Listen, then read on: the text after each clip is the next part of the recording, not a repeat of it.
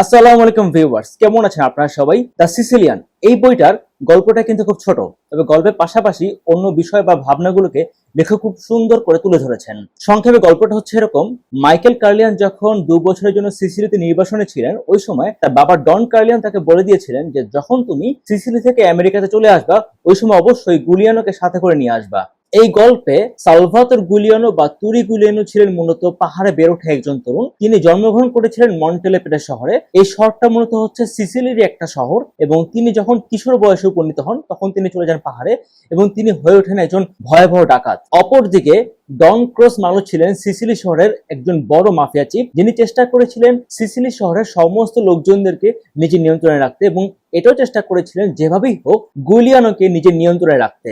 সিসিলিয়ানদের শুরুটা হয়েছিল মূলত সংঘর্ষের মধ্য দিয়ে। প্রথমে সংঘর্ষ বাধে রোমের সাথে, যেটা হয়েছিল 264 বিসিতে। এরপর সংঘর্ষ বাধে হচ্ছে গিয়ে ফ্রান্সের সাথে, যার স্থায়িত্বকাল ছিল 1282 সাল থেকে 1302 পর্যন্ত। এরপর সংঘর্ষ বাধে হচ্ছে স্পেনের সাথে 1718 সালে, এবং সর্বশেষ সংঘর্ষ বাধে জার্মানির সাথে, যেটা হয়েছিল 1943 সালে। সিসিলীয়রা আসলে অনেক দুর্ভাগা, কারণ হচ্ছে গিয়ে তারা তাদের অর্থনৈতিক অধিকার থেকে বঞ্চিত। যদিও আইনে বলা আছে তাদের অর্থনৈতিক অধিকার আদায়ের কথা, কিন্তু স্থানীয় মাফিয়াদের চাপে তাদেরকে মুখ বন্ধ করে রাখতে হয়। তারা নিজেদের ভূমি নিজেদের বলে দাবি করতে পারে না, তাদেরকে সস্তা শ্রমে ধনীদের বাসায় কাজ করতে যেতে হয়। তারা সন্তানদেরকে স্কুলে পাঠাতে পারে না। যখন তারা ধনীদের বাসায় কাজ করতে যায়, ওই সময় ধনীরা তাদেরকে টেবিলে আমন্ত্রণ জানায় যে তোমরা আসো, তোমাদের মতামত দিয়ে যাও, এবং তাদের মতামতটাকে গ্রহণ করা হয়। কিন্তু যখন তারা অর্থনৈতিক অধিকার আদায়ের কথা বলে, তখনই তাদেরকে শোষণ করা হয়। সিসিলিতে ডাকাতদের সাথে মাফিয়াদের রাজনৈতিক সংঘর্ষ প্রায় সবসময় চলতে থাকে, যেমনটা দেখা গিয়েছিল নির্বাচনের সময় প্রতিদ্বন্দ্বিতায়। কমিউনিস্ট পার্টি বনাম হচ্ছে খ্রিস্টান ডেমোক্রেটিক পার্টি। এক্ষেত্রে ডাকাতরা কাদেরকে সমর্থন করতে পারে? তারা যদি কমিউনিস্ট পার্টিকে সমর্থন করে নির্বাচনে জয়লাভ করায়, তাহলে দেখা যাবে যে ডাকাতদের অস্তিত্ব ঠিকই সিসিলিতে আছে, কিন্তু জনগণ তাদের অধিকার হারাবে, এবং কোনো ক্যাথেড্রাল এবং কোনো প্রিস্টের চিহ্ন সিসিলিতে খুঁজে পাওয়া যাবে না। আর যদি তারা খ্রিস্টান ডেমোক্রেটিক পার্টিকে নির্বাচনে সমর্থন করে জয়লাভ করে, তাহলে দেখা যাবে যে ডাকাতরা হয়তোবা সিসিলিতে নাও থাকতে পারে, কিন্তু জনগণ তাদের অধিকার ফিরে পাবে, এবং ধর্মীয় সকল কার্যক্রম স্বাভাবিকভাবে চলবে। সিসিলিতে একটা গ্রাম ছিল যার নাম হচ্ছে পিয়ানি ডি গ্রেসি। এই গ্রামের লোকজনের বৈশিষ্ট্য হচ্ছে এরকম: তারা মূলত গ্রিক থেকে এসছে। কিভাবে?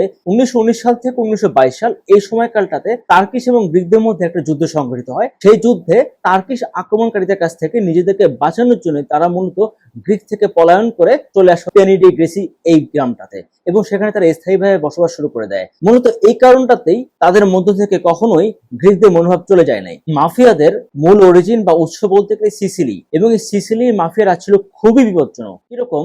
সিসিলি যারা লোকজন ছিল তারা কখনোই সরকারের কাছে কোনো অভিযোগ করে তার থেকে কোনো সুরাহা তারা করতে পারেনি, বরঞ্চ তাদেরকে মাফিয়াদের কাছে আসতেই হয়েছে, এবং মাফিয়ারাই তাদের সমস্ত সমস্যার সমাধান করে দিয়েছে। এবং এমনও হয়েছে যে বিনিময়ে ওই লোকজনদেরকে অনেক বড় ত্যাগ স্বীকার করতে হয়েছে তাদের সমস্যার সমাধান করার বিনিময়ে। গডফাদার এই কনসেপ্টটা বা ধারণাটা মূলত এসছে বহুত আগে থেকেই, কারণ মাফিয়াদের কার্যক্রম সেই বহুত আগে থেকে প্রচলিত এই পৃথিবীতে। তবে অনেকেই এদের কার্যক্রম সম্বন্ধে হয়তোবা অবগত ছিলাম না। তবে মারিও পুজো গত হয়েছেন আরো অনেক আগেই, এবং এই বইগুলো লেখা হয়েছিল, মানে গডফাদারের বিষয়ে এই বইগুলো লেখা হয়েছিল সেই 1950 ওই সময়কালটাতে। এবং গডফাদার যে কনসেপ্টটা, সেটা কিন্তু পাবলিকলি এসেছে আরো বহুত পরে। আমার ব্যক্তিগত অভিমত, মারিও পুজো নিজেই এই গডফাদার শব্দটাকে পায়োনিয়ার করেছে। এটা আমার নিজস্ব অভিমত, এটা ভুল হতে পারে, ঠিক হতে পারে। আপনারা যদি আপনাদেরটা আমার এই ভিডিওতে জানান, তাহলে আমি অবশ্যই খুশি হব। দ্য সিসিলিয়ান এই বইটা প্রথম দিকে আপনার কাছে পড়তে খুব বিরক্ত লাগতে পারে। তার কারণ হচ্ছে প্রথম 100 থেকে 150 পৃষ্ঠা দুজন ক্যারেক্টার তুরি গুলিয়ানো এবং হচ্ছে ডন ক্রস ম্যালো, এই দুটো চরিত্রের উত্থান দেখিয়েছে, যার কারণে প্রথম দিকে পড়তে বিরক্ত লাগতে পারে, কিন্তু পরের দিকে বিরক্ত লাগবে না, কারণ পরের দিকে আপনি সিসিলির ইতিহাস, তারা কার দ্বারা আক্রমণের শিকার হয়েছে, সব জানতে পারবেন আপনি। তো আশা করি আপনি বইটি পড়বেন, এবং মাফিয়াদের কার্যক্রমটা কিরকম ছিল এবং তারা কতটা বিপজ্জনক সেটা খুব সুন্দর মতো এই সিসিলিয়ান বইটাতে দেখানো হয়েছে। তো এটা পড়লে আপনি সেটা বুঝতে পারবেন। তো আজকের মতো এখানেই বিদায় নিচ্ছি। আল্লাহ হাফেজ, ভালো থাকবেন।